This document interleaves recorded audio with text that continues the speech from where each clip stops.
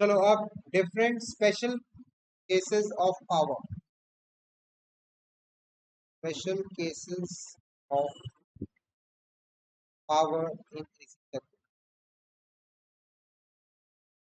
हमने पावर का क्या फॉर्मूला देखा, I R M S into P R M S to cos phi. अब करंट के मैग्नीट्यूड के हिसाब से, उसके पीक वैल्यू के हिसाब से और वोल्टेज के पीक वैल्यू के हिसाब से ये तो फिक्स रहेगा। आई आर एम एस कितना होता है, I naught by root two. P R M S कितना होता है, P naught by root two. तो पीक वैल्यू के हिसाब से इसका वैल्यू तो फिक्स है, लेकिन पाई का वैल्यू अलग अलग हो सकता है, जिस हिसाब से कॉस पाई का वैल्यू भी अलग अलग। तो सबसे पहला केस, अगर आपका circuit AC circuit containing resistor only, मतलब आपका सर्किट कैसा है, एसी लगा हुआ है और सिर्फ रेजिस्टर है और कुछ नहीं है, तो आपका फाई कितना हो जाएगा, जीरो। रेजिस्टेंस में तो ना ही लीड होता है ना ही लैग होता है, तो कॉस फाई आपका हो जाएगा वन। तो आपका एवरेज पावर क्या हो जाएगा, P R M S into I R M S और कॉस फाई की जगह वन। ये हो जाएगा आपका average power in a resistor only circuit. ये मैक्स पावर होता है। एसी को अगर आप रेजिस्टेंस में से सिर्फ निकाल दो, नो कैपेसिटेंस नो इंडक्टेंस, तो आपको मैक्सिमम पावर मिलेगी। कॉस फाई का वैल्यू वन हो जाता है, एवरेज में भी एवरेज। इसके बाद है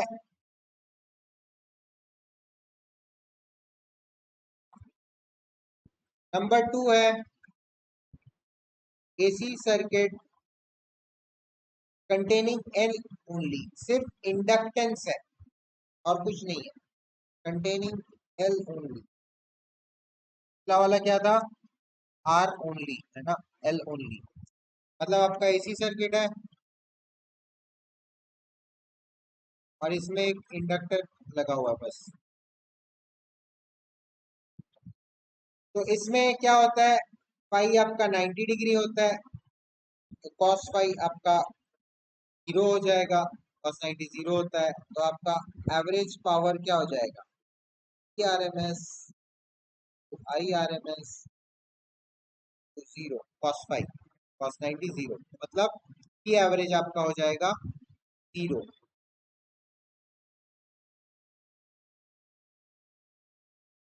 क्योंकि कॉस फाई आपका जीरो है। ठीक है। तीसरा,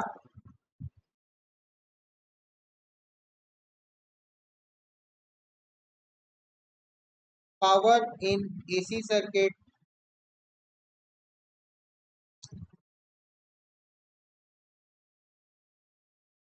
कंटेनिंग सी ओनली, मतलब आपका सर्किट है, या आप एसी लगा दिए और सिर्फ कैपेसिटर है सर्किट में और कुछ नहीं, तो भी आपका फाई 90 डिग्री रहेगा, कॉस फाई आपका जीरो हो जाएगा।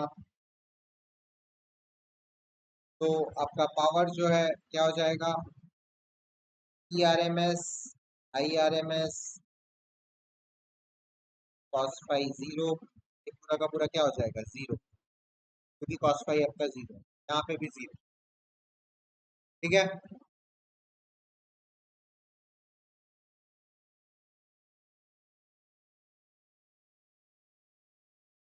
नेक्स्ट, नेक्स्ट है fourth case, power in AC circuit containing, देखो अब आपका आर ओनली हो गया, एल ओनली हो गया, सी ओनली हो गया। अब क्या होगा, एल और R containing an inductance and a resistance, capacitance नहीं है अभी। ठीक है, तो आपका सर्किट कैसे हो गया, एक इंडक्टेंस लगाओ और एक रेजिस्टेंस लगाओ और इसको एसी के साथ कनेक्ट कर दो। ये कौन सा सर्किट हो गया? एलआर सर्किट हो गया, है ना। एलआर सर्किट में क्या हो जाएगा? cos phi equal to R upon Z होता है। आर अपॉन जेड का फॉर्मूला क्या होता है? XL minus XC square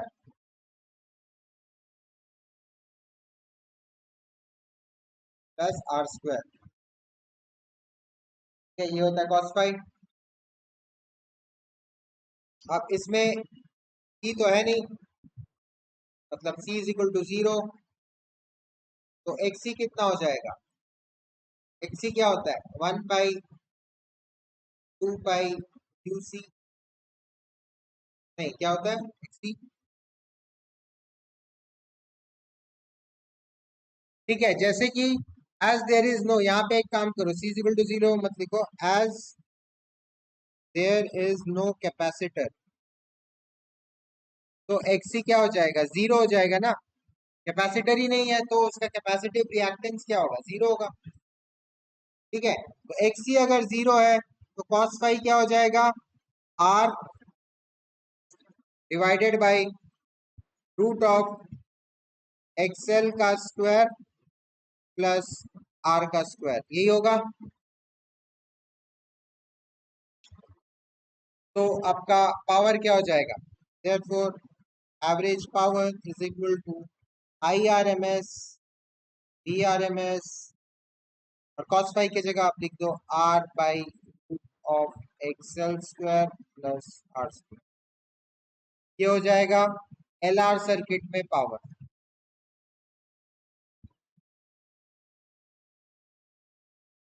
next है fifth case, AC circuit containing,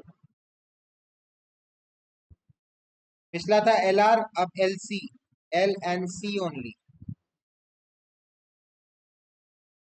अगर L N C only contain कर रहा है तो cos फाई हो जाएगा फिर से वही आर बाई जेड, तो cos फाई हो गया आपका आर, और यहाँ पे एक्सएल 0 हो जाएगा एज देयर इज, नहीं एक्सएल नहीं,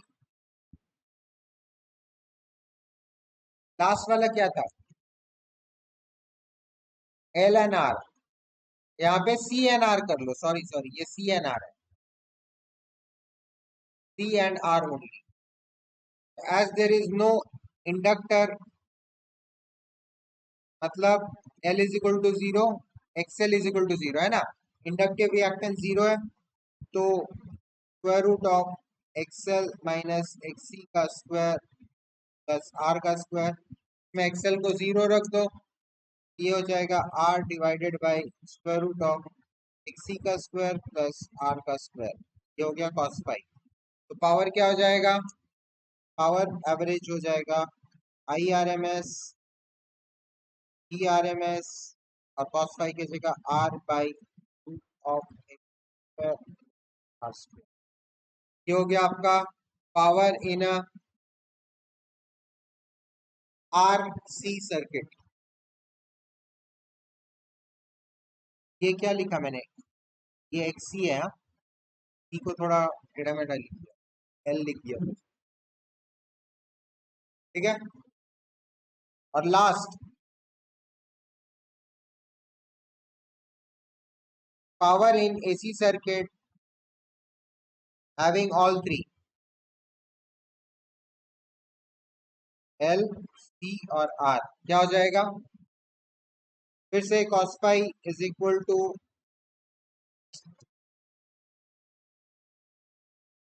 आर अपॉन जेड,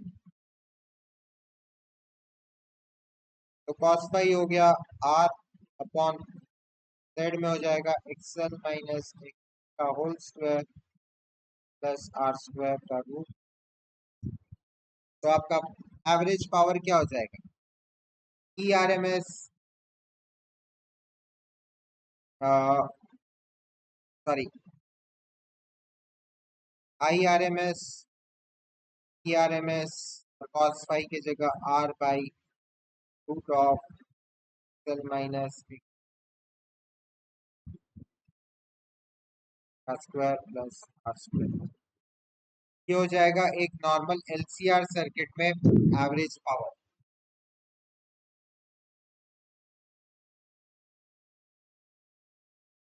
ठीक है।